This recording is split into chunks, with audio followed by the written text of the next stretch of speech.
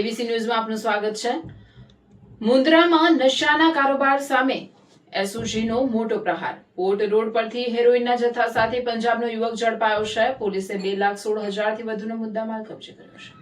પશ્ચિમ કચ્છ એસઓજીને મળેલી બાતમીના આધારે મુન્દ્રા શહેરના પોર્ટ રોડ વિસ્તારમાં આવેલી ત્રિવેણી એકાર્ડ નજીક વોચ ગોઠવવામાં આવી। દરમિયાન શંકાસ્પદ હિલચાલ કરતા યુવકને ઝડપી તેની તપાસ કરતા તેની પાસેથી 10.5 ગ્રામ હેરોઈન મળી આવ્યો હતો। પોલીસે હેરોઈન ઉપરાંત મોબાઈલ ફોન, રોકડ રકમ અને ડિજિટલ વજન કાંટો સહિત કુલ 2,16,250 રૂપિયાનો મુદ્દામાલ કબજે કર્યો છે।